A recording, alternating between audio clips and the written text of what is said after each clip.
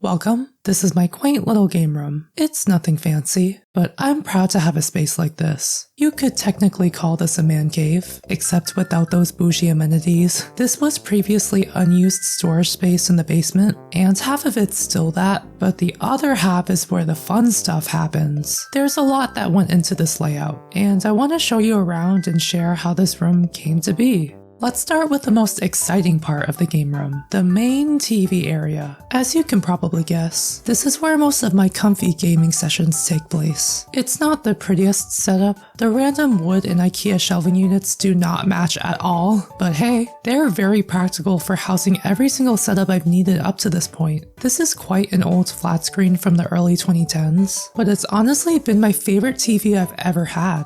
Why? Because this baby has so many inputs. I'm talking 2 HDMIs, composite, component, and S-Video. Talk about a luxury for gaming. It's crazy how many inputs TVs had during that transitional phase between standard and high definition. I took this from my grandparents when they were cleaning out their old place. My previous TV was fine, but it was much smaller, and I wouldn't have been able to hook up this many consoles at once. I'm kinda scared to ever upgrade because it's just all HDMI now. I'd be lucky to even have a third input these days. But enough about the TV. I want to talk about my 4 console setup. First is my main console that I currently use every day, the Switch. Sometimes I take for granted how versatile this thing is. I mainly prefer to play in docked mode cause big screen, but more recently, I've been really appreciating the portability. When I moved to college, I just took the console with me because I didn't want to lug a TV and the dock to my dorm. These days, I mainly play handhelds during downtime at work, but you heard nothing. Imagine actually utilizing the main selling point this late into its life cycle. Unfortunately, I got the Switch right before the model with the better battery, but I make do with only a few hours of gameplay. I could probably upgrade, but I'm not losing sleep over it. I'm like 70% physical, 30% digital when it comes to Switch games, so I store all of my cartridges in this small container. I'm sorry I don't have those fancy little Switch storage units, but let me tell you, it's excelling at storing stuff. When I'm not home, I use this wonderful carrying case. It's actually not too special. I randomly got this from Amazon, but it served me very well and I haven't looked back. It features 8 slots for games, which is a perfect amount to bring with me. Part of me wishes that the console itself was more durable on its own, but honestly this case is just as convenient. This Wii U was resurrected from the dusty shelves of my living room because I needed to capture clean Wii footage, but other than that, it's barely used, kinda like the legacy of this console. Look, I loved this system so much when it was new, but man, its library has been severely overshadowed by the Switch, which is thankfully for the greater good. The hard drive was a relatively recent addition. I had no idea you could store entire Wii U games on a hard drive. I was just relying on the meager internal memory to store everything. Imagine trying to make space for Breath of the Wild on this thing, with the like 10 gigabytes of downloads. Yeah, that was actually me, cause I didn't have a Switch yet. Next is my Wii that I absolutely love so much. It was my main childhood system, though I say that, technically I gave my original away. Oops, it's okay. It was a little worse for wear. Instead, I'm using the Wii that used to be at my grandparents' house. It's kind of funny how one day, I randomly asked to take their Wii and they agreed just like that. I don't know if I can get away with that again, but this is how I play most of my childhood console games. Around the Wii era, I literally played every single game I had to death, back when I had the time and attention to do so. I still use it to this day, whenever I'm feeling nostalgic. And thank God for component cables for making that 480p nice and crisp. Can you believe that it took me 23 years to own a non-Nintendo console? My friends very graciously gave this Xbox 360 to me for free. I'm glad he chose to expose me to the peak of the Xbox brand. Not gonna lie, right now this is merely a Just Dance machine. In 2023, I was truly in a Just Dance renaissance, and I wanted to relive the Kinect experience I never had as a kid. I'm happy to report that I have fully fulfilled that dream by buying the exact same games again from my childhood, and I wouldn't have it any other way. I could play other, probably better games for the system, but today is not that day. My Nintendo backlog is already big enough as is. Now we're gonna fully go back in time with this quaint little CRT. I used to have one of these growing up, but my parents threw mine out without telling me. Still kinda bitter about that. So for the longest time, I've wanted to reclaim that part of my childhood. I was not about to spend a ton of money getting a fancy one that retro gamers love to show off, and unfortunately my grandparents already threw out their old CRTs. In the past few years, I was feeling really left out. I feared that I'd have to resort to Facebook Marketplace. Ugh,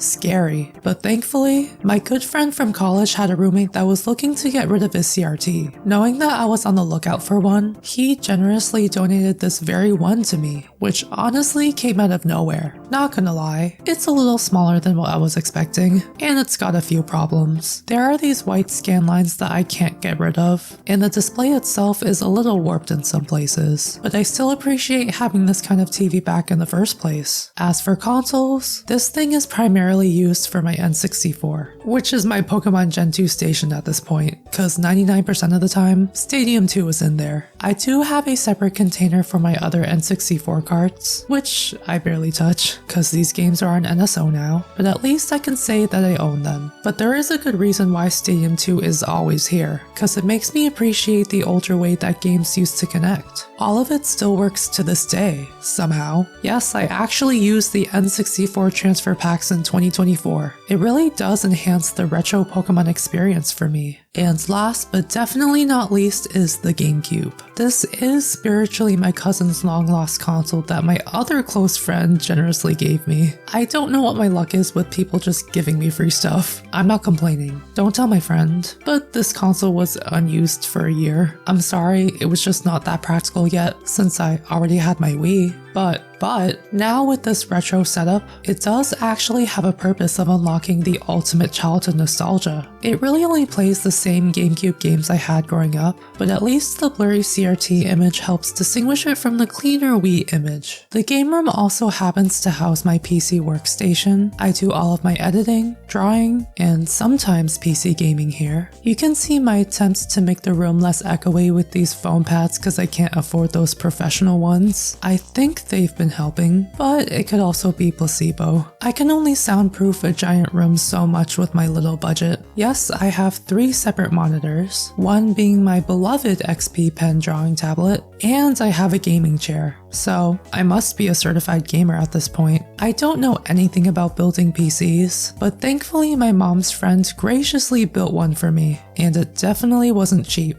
All I know is that it's capable enough to do everything I need it to do, which I never want to take for granted, cause it wasn't always this seamless. But now I can run The Sims 3 semi-decently. What a life of luxury. This PC is also how I capture gameplay through my Elgato, which is so much more convenient than lugging my laggy laptop back then. Rough times. Right next to my desk is a stand with a bunch of miscellaneous things, including some fine literature, but I'm mainly highlighting this Game Boy and Game Boy Advance, which I sometimes grab when I don't want to be on my phone, but also don't want to do work either. Yes, it's also for Pokemon. AA batteries are annoying to replace, so instead, I have these Panasonic rechargeable ones that have been surprisingly reliable for me, and I randomly have the charger on the floor because every other plug near me was taken. I try not to think about how much electricity I'm using. Also, pretend like you don't see that random chair covering the door. It doesn't exist, so that is currently everything I wanted to highlight in my game room. For the most part, I'm satisfied with the layout, but it's definitely far from ideal. I don't need it to be this insane setup with all these RGB lights, neon signs, and custom bespoke shelving. Does it look like I have the money for that? But my ultimate goal is to make this space more comfier and less like a prison. First, I want a small couch where this little chair would be. I feel like an entertainment room legally requires a couch to feel comfy. The problem is, the narrow path to the basement doesn't allow for just any old couch, so I pretty much can only fit a small one down here. Which I don't mind, since I would like some extra space. Second, definitely more posters / wall decor. As you can see with my one baby step of a poster, which took me over a year to hang up,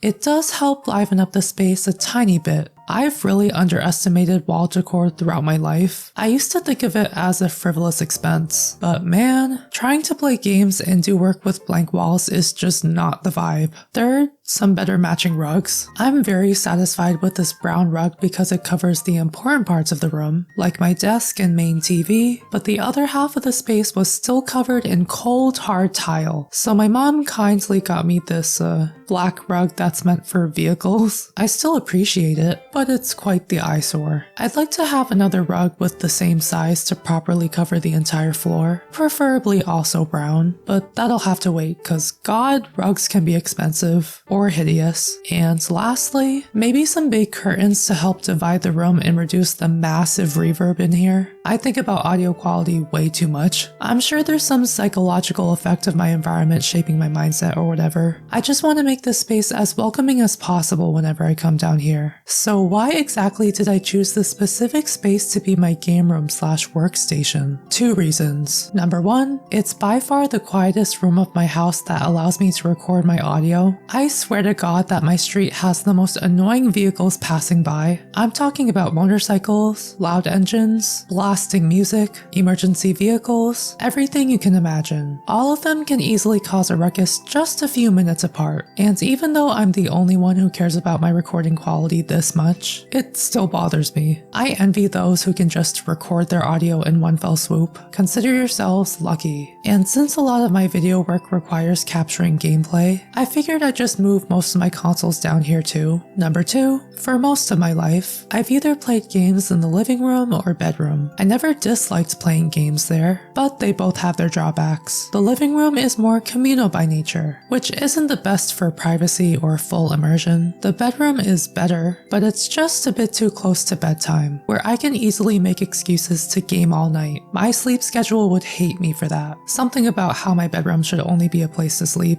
I don't know. But when I decided to move all my stuff down here, it felt like a whole different vibe. I didn't know how cool it felt to have a dedicated space to enjoy my games without any interference. I could hog as many plugs as I can safely fit. It's the best. This will definitely be an ongoing project, something I'll continue to invest time and money in to cultivate the ideal space in my mind. Right now, it's nothing spectacular, but I'm so proud to call this space my own. I never used to put that much effort into a room to play games. I just plopped them down in front of whatever TV I had, but now I rearranged all the furniture and devices exactly to my liking, and that feels so empowering. So thank you for visiting my game room, and if you'll excuse me, I got some games to play.